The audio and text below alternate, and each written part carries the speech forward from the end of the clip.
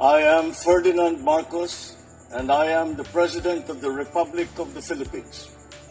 I stand today on behalf of 110 million Filipinos.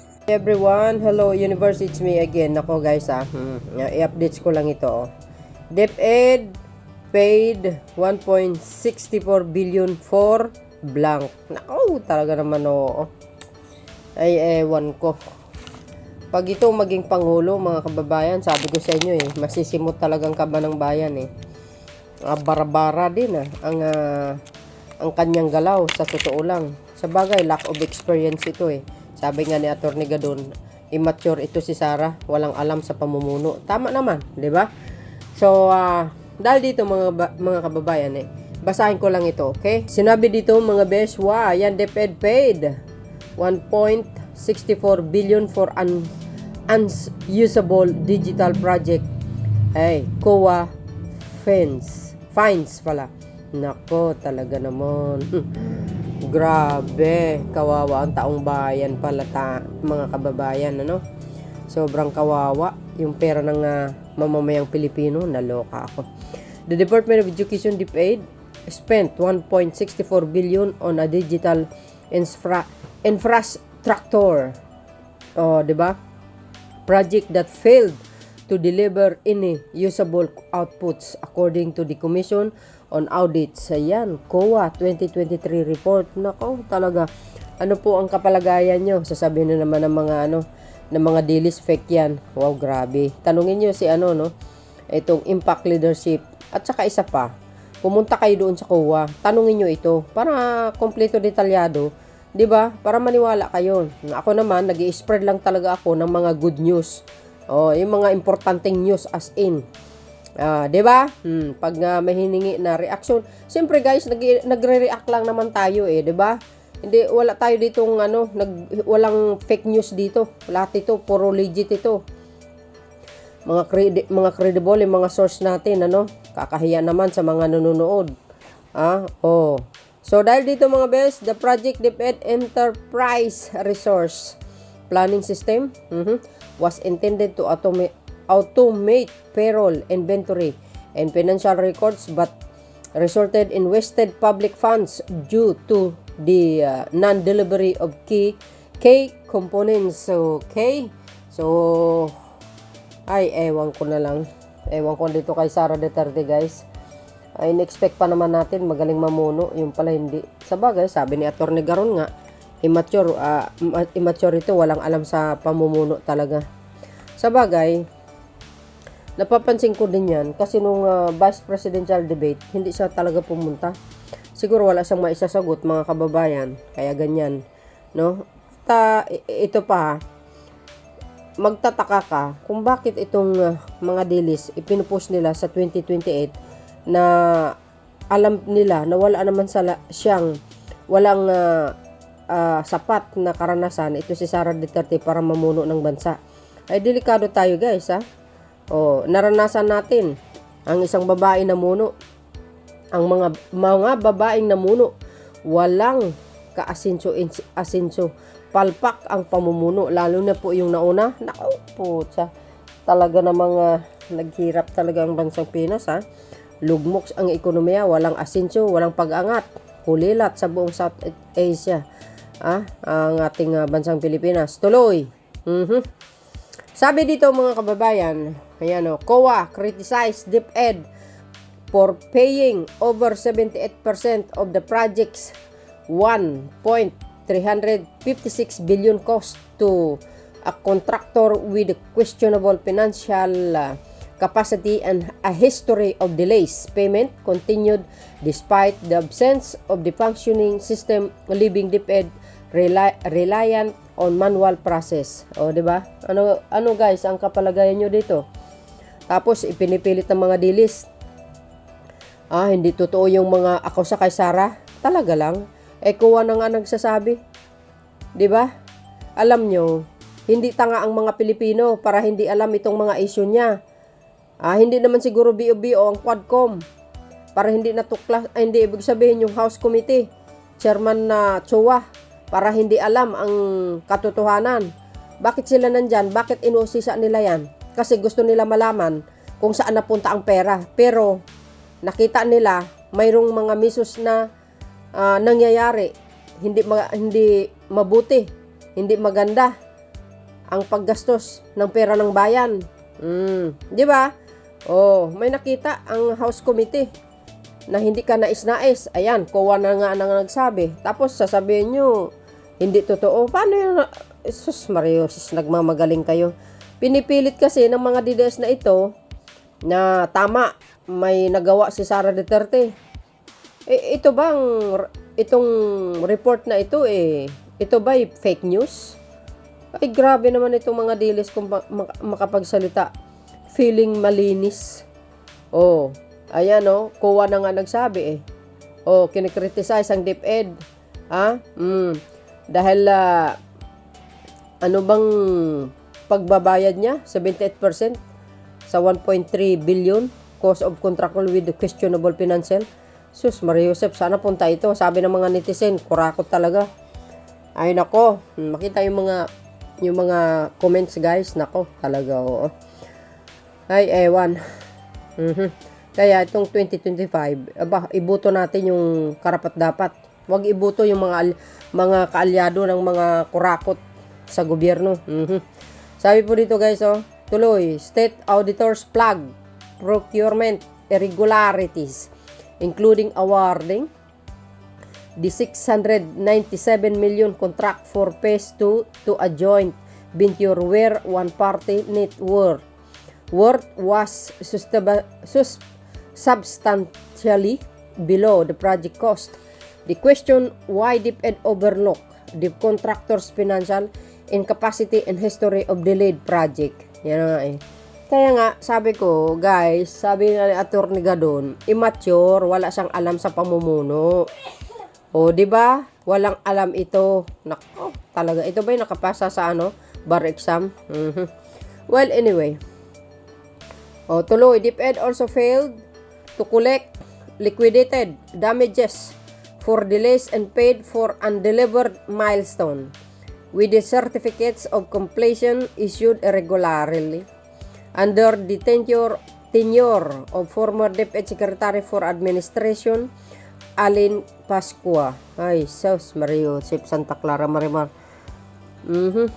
Tapos ngayon, sasabihin ng mga DDS, si Duterte lagi ang tinitira. Bakit?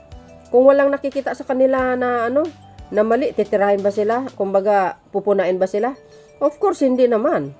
Kaso lang, may nakitang hindi maganda, hindi tamang paggastos sa pera. Yan binabasa ko na nga. Tapos sasabihin nyo, political motivated. Gagawin nyo, sinasabi nyo na pinupolitika ang mga Duterte, sinisiraan kasi malakas. Saan bang malakas sila?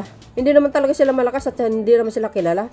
Kung hindi pa ini-introduce ni Senator Amy Marcos sa mga loyalist, hindi naman nanalo yan si Digong. Tsaka gano'n din si Sara, hindi naman siya sikat hindi naman siya kilala. Well, anyway, tuloy.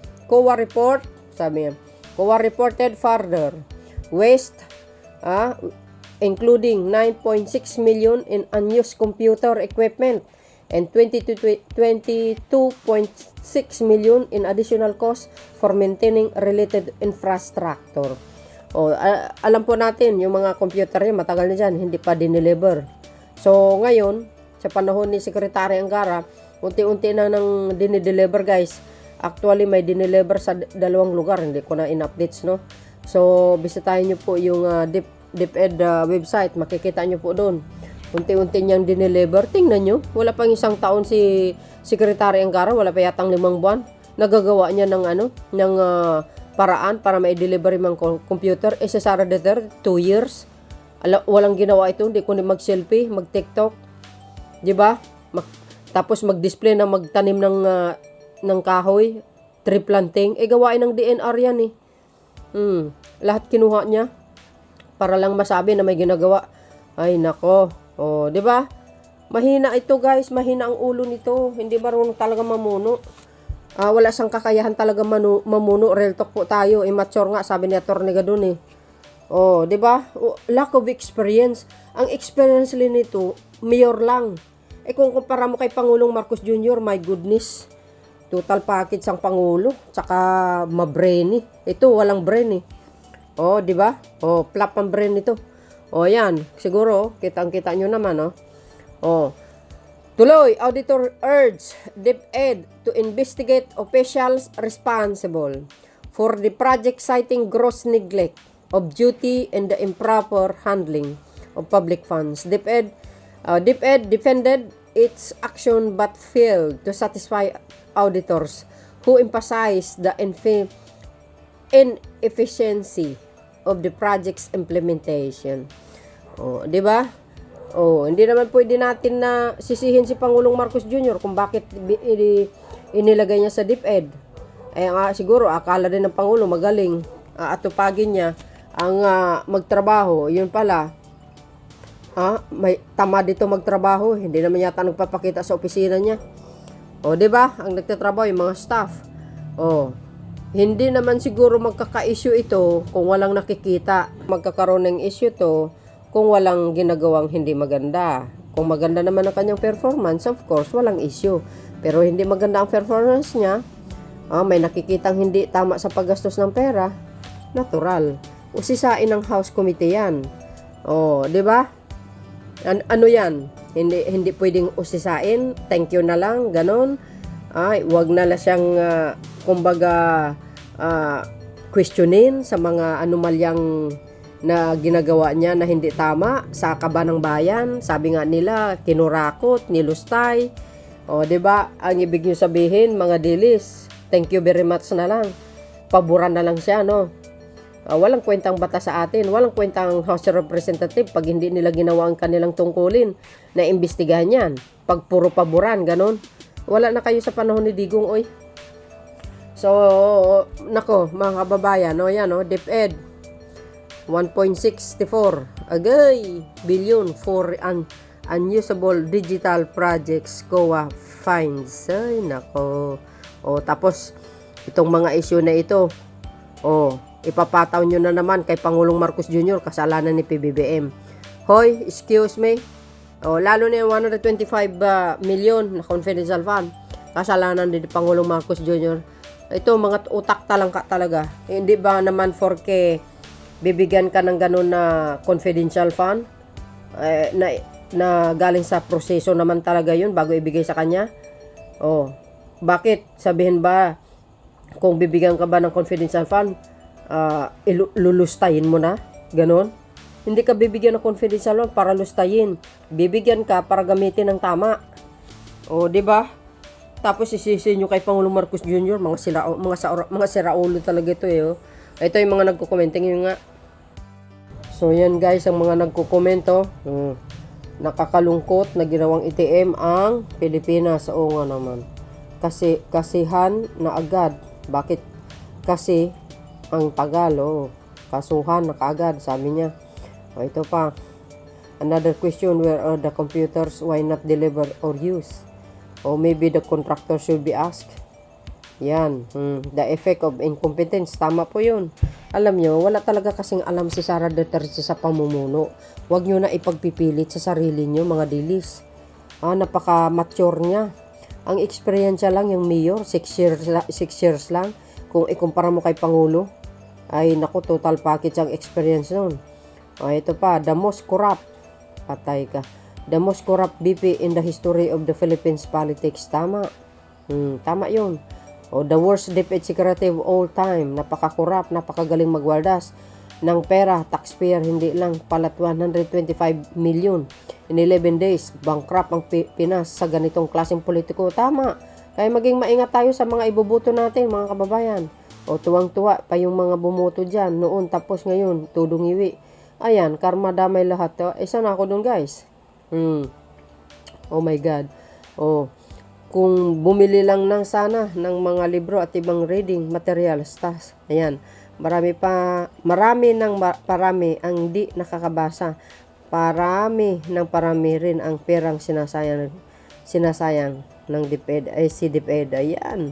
Sa panahon ni Sara yan, guys, hindi ni panahon ni Secretary Angara. Bilyonaryo na pala si Auntie. Walang kabusugan sa pera. na pera ng taong bayan. Saan napunta? Confidential fund na nilustay na walang kapararakan. Agay, pagtanggol pa nila.